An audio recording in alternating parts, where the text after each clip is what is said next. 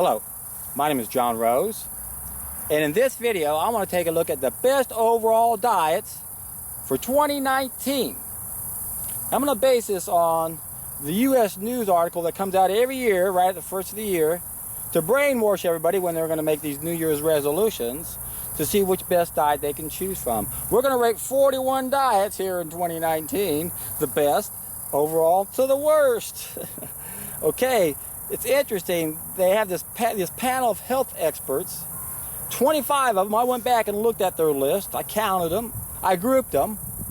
Turns out one was a neurobiologist, the other half of the other remaining 24, half were nutritionists and half were doctors. 12 were working in as professors, 7 were nutritionists, 5 were doctors. Then we had 5 registered dietitians, and we have 5 directors that were doctors in hospitals. So here we got these so-called experts that are going to rate all of our diets, and yet not one of them is qualified to rate what a healthy diet is, because not one of them know the cause of disease. If you don't understand the cause of disease, then you can't rate what a diet is. And you know, if you watched any of my other videos, I say this 1,000 times over and over, our so-called experts in health, our doctors and nutritionists, are not experts. They don't know the cause of disease. They don't even know what our species-specific diet is. They don't know that we're making 5 main mistakes relative to our diet. And every time any one of these programs eliminates one of these mistakes, they're put at the bottom of the list because they're threatening the status quo. We have to understand that our educational systems are controlled. Watch the Norman Dodd interview. I'll put a link down below. He proved that our historians don't know anything, so the history books are wrong. That's why history repeats itself. Same applies to doctors and nutritionists. Education is a weapon whose effects depend on who holds it in their hand and at whom it's aimed. Joseph Stalin said that in an interview with H.G. Wells back in 1921. Said 35 the other day, I think. 1921. H.G. Wells, part of the Fabian Society, established in 1884 to usher in a one-world collectivist state, took and control us. Richard Russell was also part of the Fabian Society. Wrote a book in 1953, The Impact of Science on Society. He writes diet, injections, injunctions. Hey, that's how we're going to manipulate the masses in the future so they won't even question what we're doing to us. They won't be able to identify who the real experts are. They'll read these bogus articles in the news, which is owned by the same people that control the educational systems, and they'll believe this hogwash. And they'll think these are the best diets and these are the worst diets. Once again, anytime you start eliminating any of those 5 mistakes we're making, you're put at the bottom of the list. Right now, at the very bottom of the list, it's been on the bottom for quite some time, the Dukan diet. It's a high-protein diet, and yet our experts are saying that's not good. Paleo diet's right down up there also. The ketogenic diet's down there also. But so is the raw food diet. And to confuse us, in order to make sure this diet ranks low, they add the raw meat diet into that also, so they can look at the raw food diet overall and go, well, look how bad it is. Look at the safety issues here. Raw meat's bad. No, it's a raw vegan diet. Got to correct all 5 mistakes. The raw food diet doesn't work if you're still eating the animals. That's the second mistake. 5 mistakes. Cooking of the food. Eating the animals we're not biologically adapted to eat. Eating plants we're not biologically adapted to eat. Processing our foods. Using chemicals. 5 main mistakes. Quit making those mistakes, and you're going to see a lot of good results. Thought it was interesting. They pointed out that one of the latest diets right now that's popular is rated down at very low also. It comes in at the very least. And what does it propose? No processed foods, no legumes, no grains, no dairy, no sugar. And yet our so-called experts poo-poo that. Again, our experts are not our experts, folks. They've been formally miseducated, so they could misdirect us too. They're misdirected, we're misdirected. In fact, it's really ridiculous. They even say, we looked at all these diets, we provided a detailed explanation of what these diets were all about. We provided the proof that refutes it, claims it, it's true. Poppycock. I'm going to play to you some of the points I just recorded this morning on my tape recorder. I'm going to go over there and just play the introduction of certain points that they looked at when they talked about the raw food diet to show you guys how unfair they are. Right off the bat, they start off with saying, well, the raw food movement started in the late 1800s with Maximilian Bircher Benner. He found that he could heal his jaundice by eating raw apples. Yeah, Bircher Benner, what a great guy. He knew that you had to eat 100% raw food to heal. Plants, not animals. He had this sanitarium in Switzerland, in Zurich, and people all around the world were coming to him. Even everyone was saying, don't do this diet. The masses were gravitating to that diet because it works when you correct those 5 mistakes. Now, Bircher Benner said that 100% to heal and you can be 50% to maintain. That's what he believed. The amount of cooked food we get away with is questionable, especially when you consider what you're going to eat cooked, and that cooked food puts us under a hunger spell. It creates a false hunger down here where we perceive our withdrawal symptoms as hunger. That shows you how much under a spell we are. Plato, whatever deceives men seems to produce a magical enchantment. We perceive our withdrawal symptom as hunger. That's the problem with all cooked food. So I'm going to play for you guys a couple of these points and take a look at it in more detail. I think I started at Maximilian, so I'm going to go to the next one. Let's take a look at this one. Will you lose weight? Very likely, provided you follow the rules. Will you lose weight? Very likely, provided you follow the rules. Okay, what do I say? Let's take a look at what you claim are the 3 best weight loss programs. Did you say this is number 1, provided you follow the rules? You see how tricky they are and how they're attacking the raw food message? They don't want you to know that the raw food diet is our species-specific diet. Not just raw food, raw vegan. We're not supposed to be eating those animals. Now let's take a look at the next point they go into. Does it have cardiovascular benefits? Unclear, but the raw food diet could have a positive effect. Unclear? Are you kidding me? How can that be unclear? It's ridiculous. And they go on to say, well, eating fruits and vegetables, and no, as long as we stay away from saturated fats, that's what all these other diets claim are good for the heart. Well, why is this unclear? The only thing that might be unclear is, I use some coconut oil and it's a saturated fat, but it's a plant saturated fat. It's not the same thing as an animal saturated fat. Again, very deceptive. Let's go to the next one. Can it prevent or control diabetes? No good evidence suggests raw food diet accomplishes either. Are you kidding me?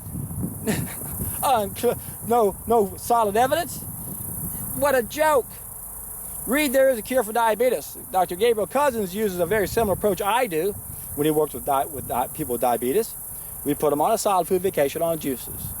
Gabriel only does about a half a gallon of juice. I double that at least to make sure we give the body everything it needs, and or give our body enough juice to rehydrate that crap and get rid of it. We see results within a week or 2. No clear evidence. What a joke. My God. So, these 41 diets were evaluated by nutritionists and doctors who have been misdirected, so-called specialists in heart disease and diabetes, and they all say raw food diet. No, it's not. It's unclear that it's good for heart disease. So no scientific proof for diabetes. Poppycock, poppycock, poppycock. See what we got next. Are there any health risks? It's up to you to create a sensible plan to avoid risks like food poisoning that could stem from eating raw, uncooked meat, fish, milk, or eggs. Okay, see, this is why they grouped, or just said it's raw food diet, it's not raw vegan, and then raw meat, they put them separate. They didn't put them separate, they put them as one. So now they can rate the overall diet. It's unsafe. Oh my God, look at this, eating raw meat and raw eggs and raw dairy. Bad, bad, bad. Tricky, tricky, tricky. Let's go to the next one. Easier to follow. It's difficult to follow this diet, partly because raw food is a vague concept interpreted differently by each dieter. It's up to you to decide whether or not you eat any cooked food and how to plan and prepare your meals. Raw food diets often require tedious preparation, such as blending foods to make smoothies. Oh, that's so tedious. And sauces and dehydrating ingredients to make crackers and cookies. Learning those techniques could prove challenging. Oh my God, it's so challenging.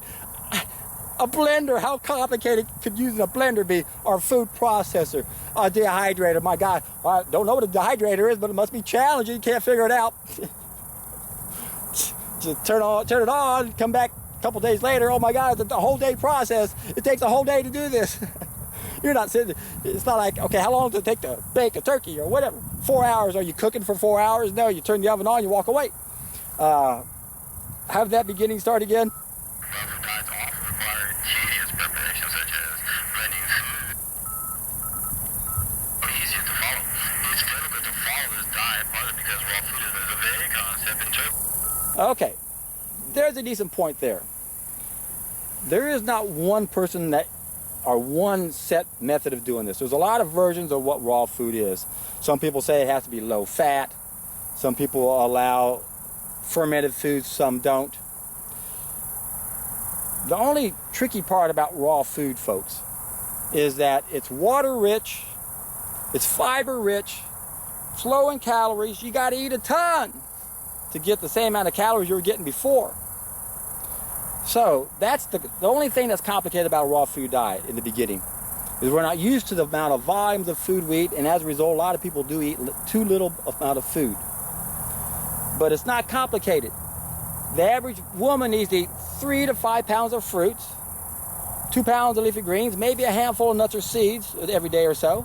That's it. If you're more active, you eat more. The average man, 4 to 6 pounds of fruits, a couple pounds of leafy greens, handful of nuts or seeds. Is that complicated? No. Except if you exercise a bunch, then you might need to eat twice as much fruit. And if you can't handle the volume of food, you use that juice extractor and you incorporate those vegetable juices. One of the easiest transitions to how people get into our species specific diet is to spend a little bit of time, it does take a little bit of time, and make some vegetable juice. Unless you can sit down and eat a real big salad. A lot of people can't. They can't handle that much volume of food. So in the beginning, for a lot of you guys, you might need to incorporate more juices than you might as you go down the road. But I like incorporating juices. It's a lot easier way to get all that food without having your body process everything. Now, are some of these recipes time consuming? Yes, they are.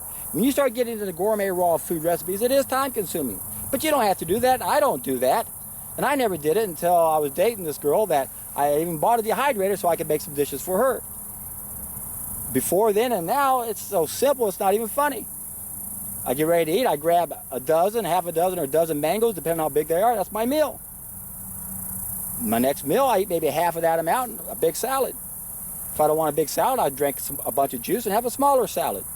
It's not complicated. You just got to make sure you're giving your body everything it needs. See what else we got here. Raw food diets often require tedious preparation, such as blending foods to make smoothies. Oh, that's so tedious. And sauces and dehydrating ingredients to make crackers and cook. Okay, once again, I said that we did that one a little while ago. How complicated can it be to use a blender, or even a juicer, a dehydrator, a food processor? My God, this isn't challenging. Have you ever made a cake? You got to get a mixing bowl out and a blender, a mixer. To me, that's more frightening to me than using a blender or a juicer.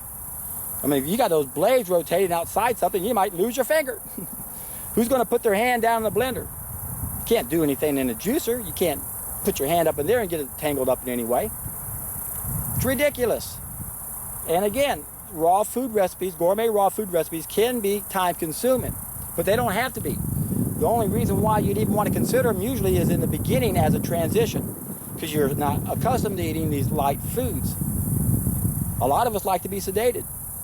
And when we make these more complicated gourmet foods, especially when we start dehydrating, they can become more sedative and will remind us of the foods we had eaten before.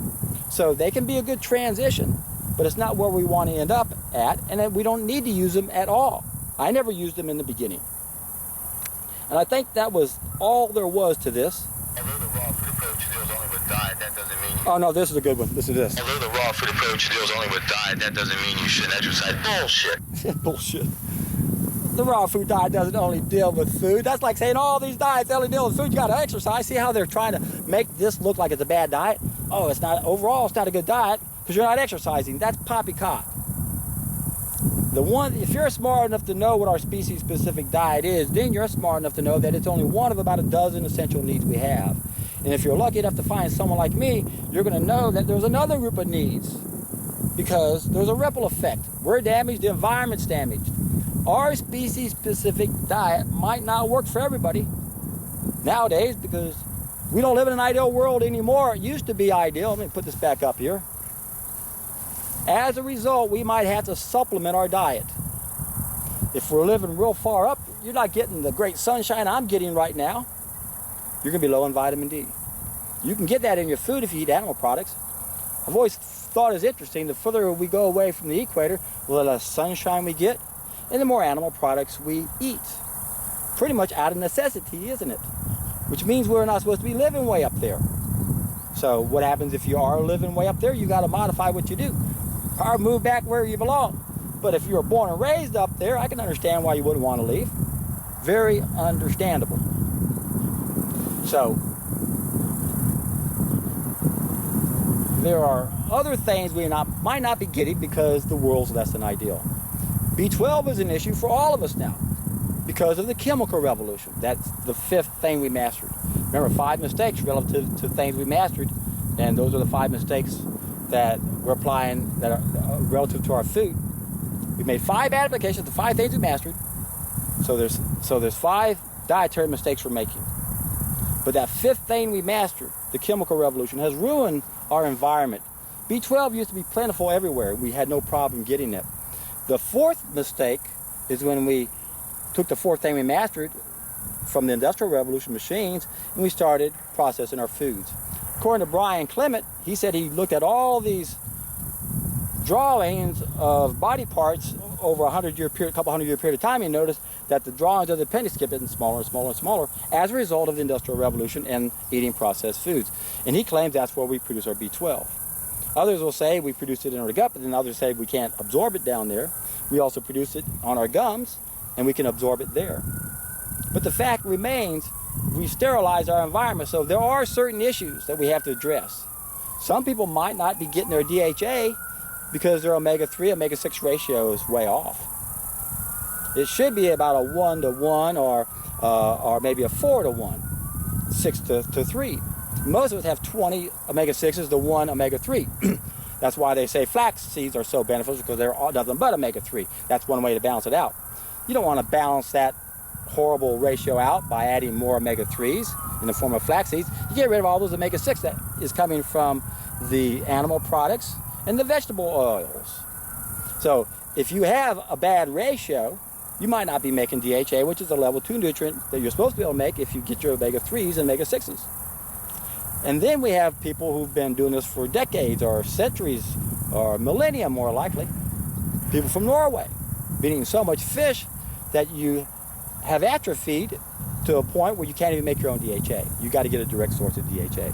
So those are the 3 main deficiencies that people have to be aware of no matter what diet you're on.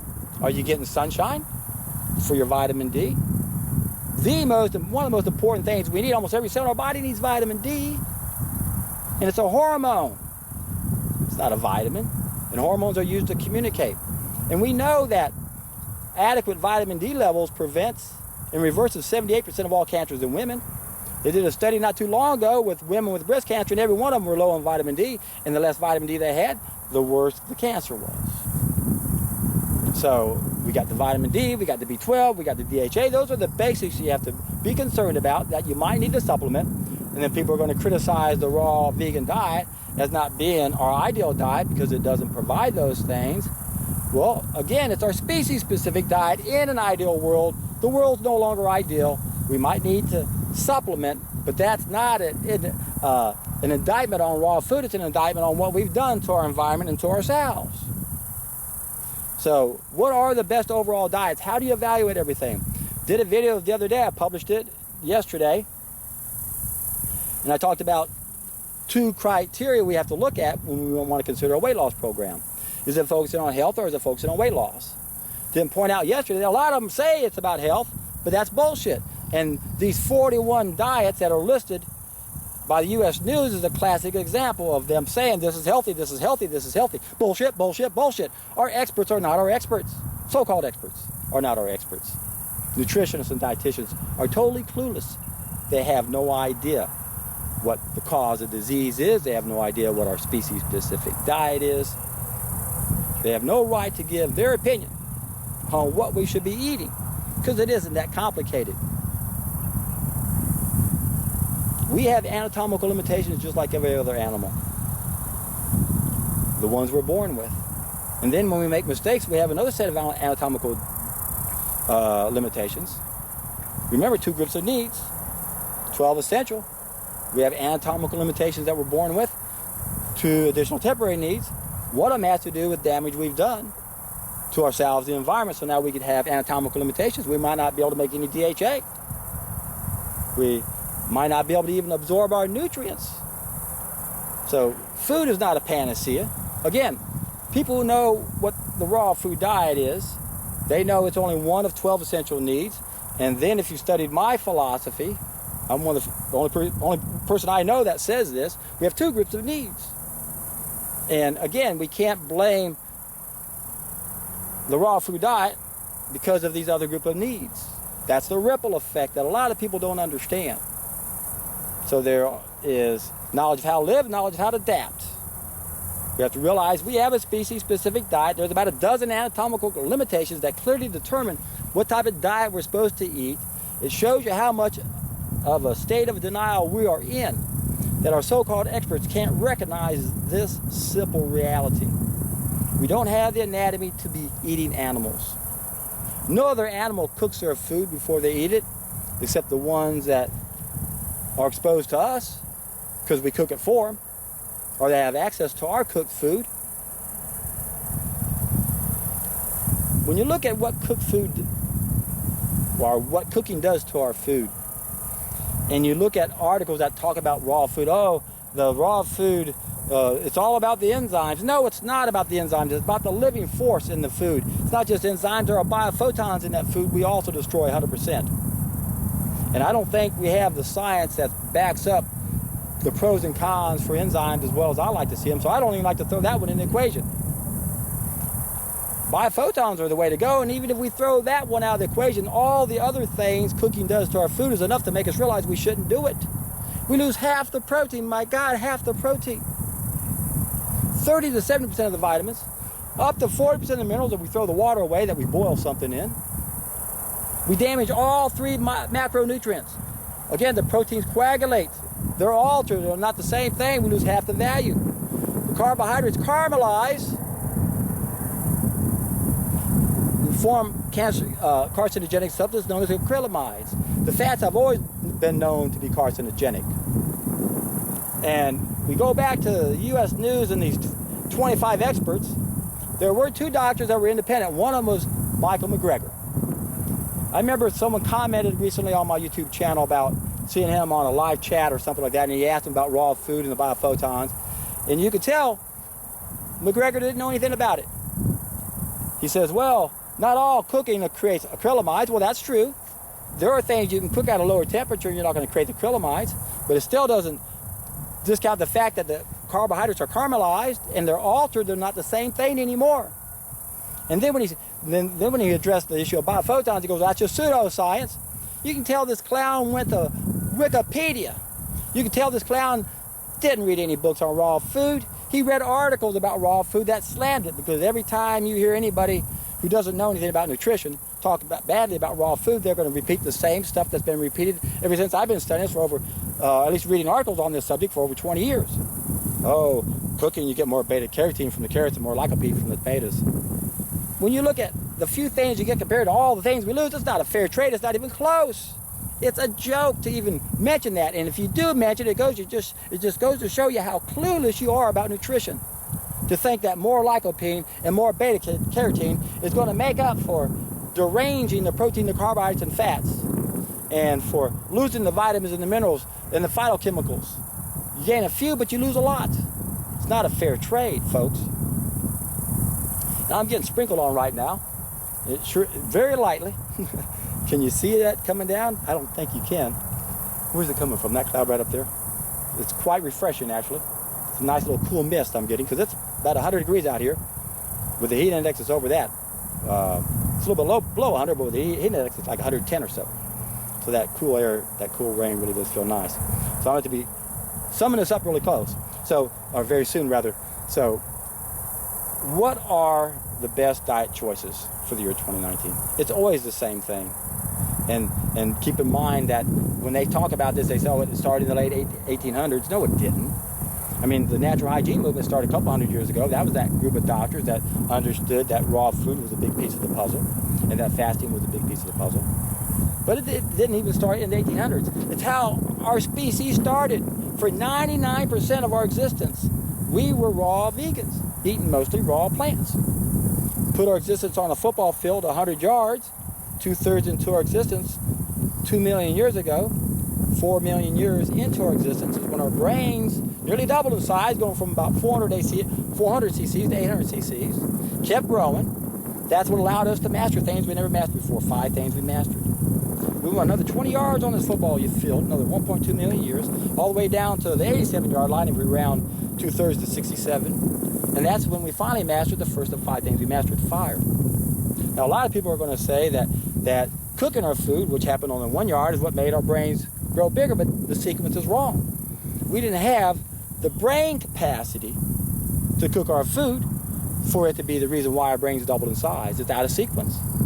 But that's on the 87-yard line when we discovered fire. It was another almost 12 yards all the way down to the 1 yard line about 60,000 years ago when we started consistently cooking our food. Now, we started eating animals around the 87-yard line, some of us, but we didn't start consistently eating them until we mastered fire, so we could hunt them down by catching the forest on fire. That was on the 2.5-foot line 50,000 years ago. We went another 2 feet, another 40,000 years, 10,000 years ago, to the 6-inch line where we had the agricultural revolution. That's where we started eating plants we're not biologically adapted to eat. So you see programs that eliminate that and they see results. And then they're criticized by the powers that be because they don't know that there's 5 mistakes that we're making. And then the last 2 mistakes happened within, that's around like 1/14th of an inch line to 1/28th of an inch line approximately. That's when the Industrial Revolution kicked in and the Chemical Revolution. 5 things we mastered, 5 bad applications to our food. You correct all 5 of those when you adopt a raw vegan diet. And I know how hard that is for most people to entertain because they don't think it's a fair trade. There's only one way to wake up to this reality, and that is to take a look at what you're missing. That's where my solid food vacation on juices comes into play. If this is your very first video, look in the description box of this video and all of my videos. You'll see, sometimes I call it the first step, or you'll see my playlist for the juice fasting or the solid food vacation. 32 videos altogether. Seminar that's almost 2 hours, that could last 4 hours. That's why I've got those other videos to help you see what you're missing. And when you finally see what you're missing, you'll finally wake up to what our species-specific diet is. And that's when you're in for a treat.